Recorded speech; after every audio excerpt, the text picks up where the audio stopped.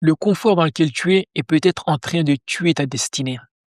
Tu sais, chacun de nous est sur terre pour quelque chose, pour une mission bien précise. Allah subhanahu wa ta'ala dit: أَفَحَسِبْتُمْ أَنَّمَا خَلَقْنَاكُمْ عَبَثًا وَأَنَّكُمْ إِلَيْنَا لَا تُرْجَعُونَ.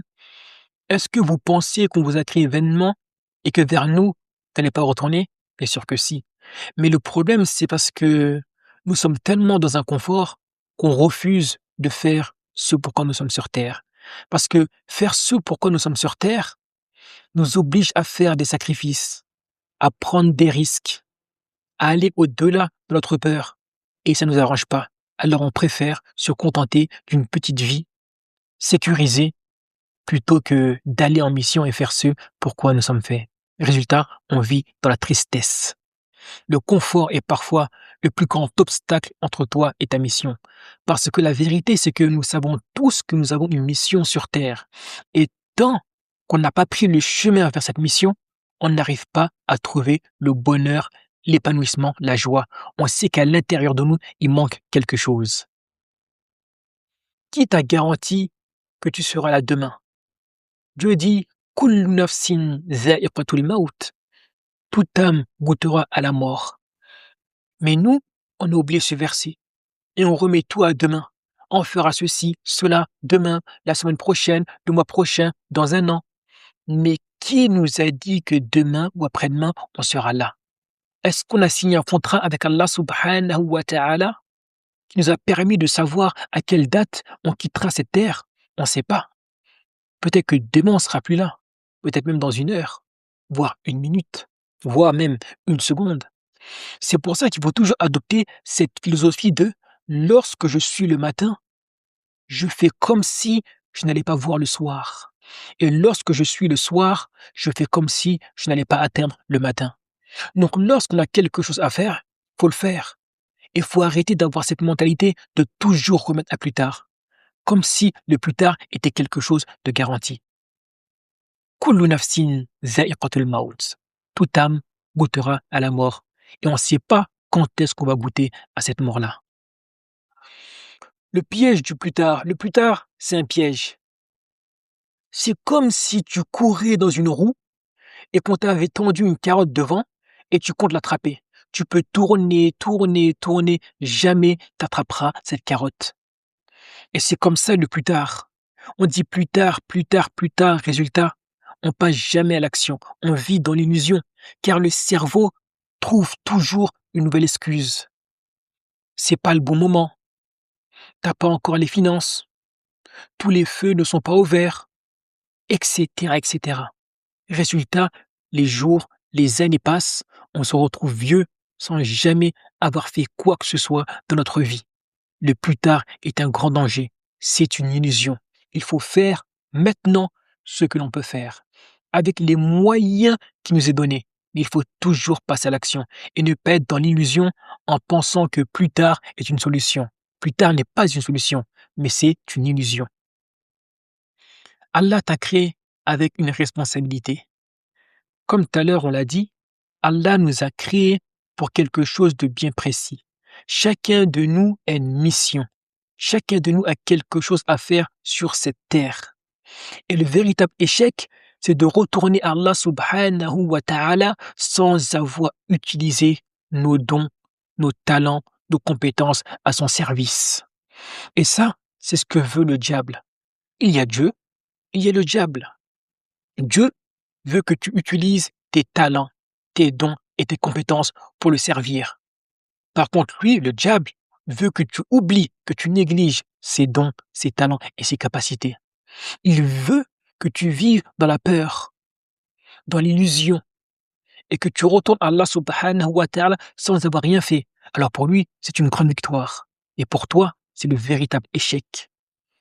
C'est comme si on t'avait donné, par exemple, 60 ans de vie et que tu n'avais rien fait durant toutes ces longues années. Tu arrives à Dieu, bredouille, les bras ballants, ayant honte. Parce que tu sais que Dieu t'a donné la santé, mais tu ne l'as pas utilisé à bon escient. Parce que certains sont nés malades. Pourquoi tu n'as pas utilisé ta santé en utilisant ses talents, ses dons? pourquoi tu as tout gâché? Dans ce cas-là, il aurait dû prendre ta santé et le donner au malade. Peut-être que lui aurait agi. Donc si toi, tu es en bonne santé, agis, utilise tes dons, tes talents, tes capacités. Arrête d'avoir peur, arrête de faire des complexes d'infériorité, arrête de tout remettre à demain. Rappelle-toi que Dieu t'a donné des responsabilités. Il t'a pas créé vainement. Donc à toi de les utiliser. Et surtout ne pas faire l'erreur d'arriver à Dieu sans avoir rien fait. Ou bien atteindre un âge avancé et avoir plein de regrets. Se disant zut, j'ai rien fait de ma vie. J'avais tel talent, telle capacité, telle opportunité. Pourtant je ne l'ai pas saisi. Résultat, tu vis avec des regrets. Ce qui t'empêche réellement d'agir, c'est la peur de l'échec. C'est pour ça que tu remets toujours à plus tard. Tu as peur du regard des autres. Tu as peur que les gens se disent: «Regarde celui-là, il a tenté, il a échoué». Mais la vérité, c'est que tout le monde échoue et l'échec est une école. Si tu as échoué, au moins tu auras pris le risque de faire ce que tu ressentais à l'intérieur. Au moins tu pourras avoir cette fierté. Nul ne se moque de quelqu'un qui échec, heu, nul ne se moque de quelqu'un qui échoue, si ce n'est celui dont la vie est un échec.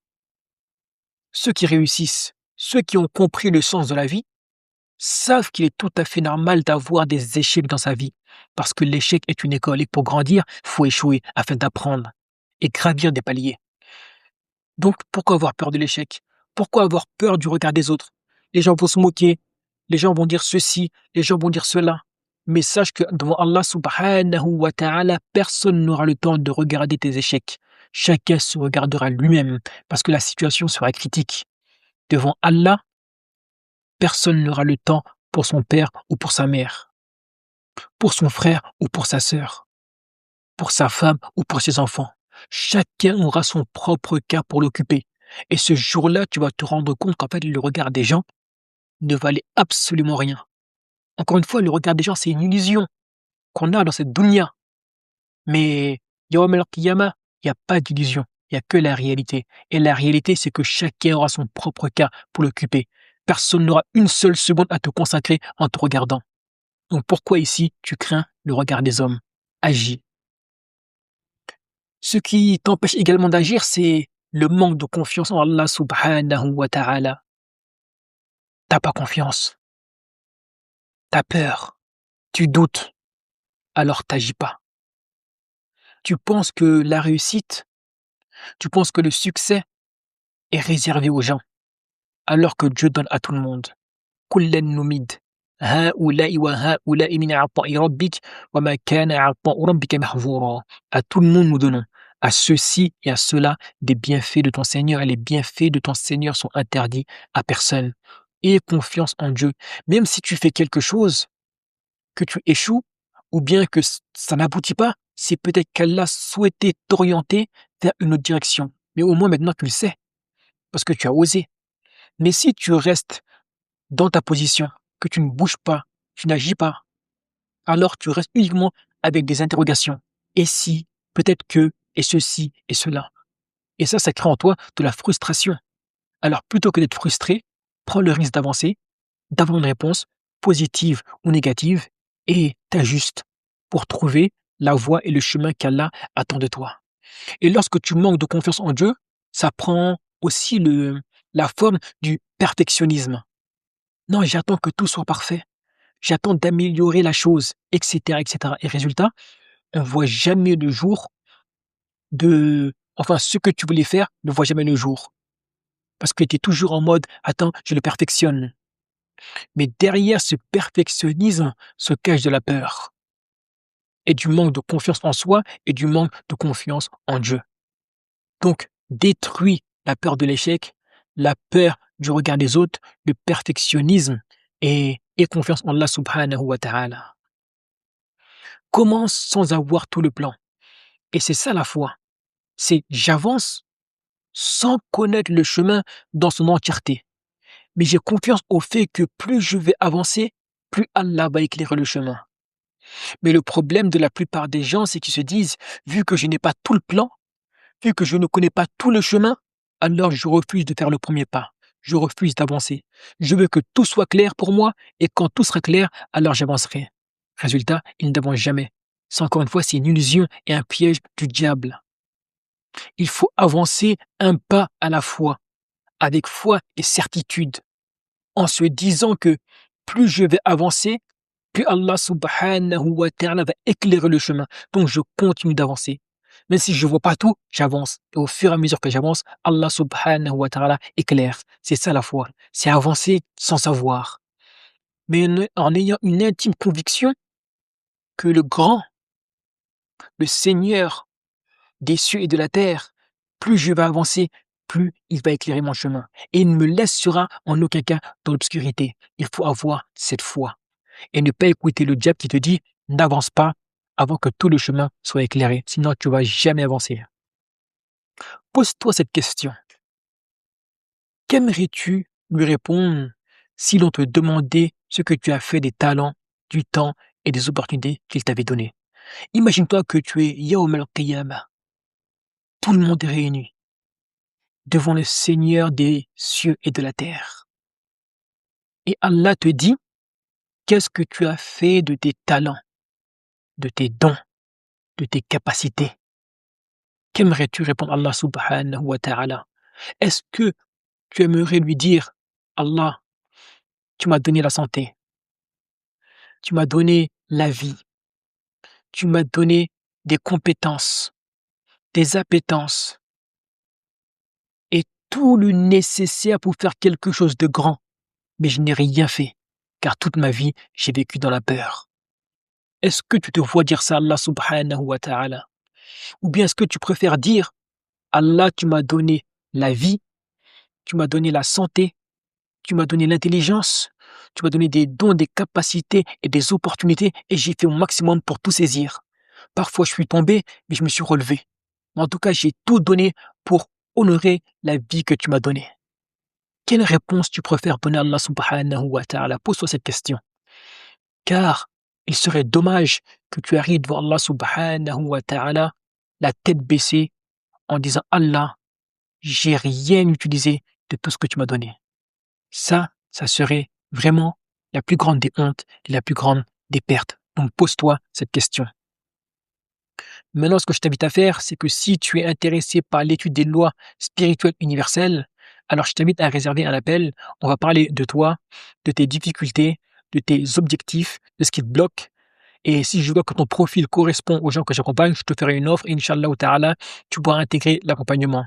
Donc tu auras le lien dans la description. Ce soir, je te dis Assalamu alaikum.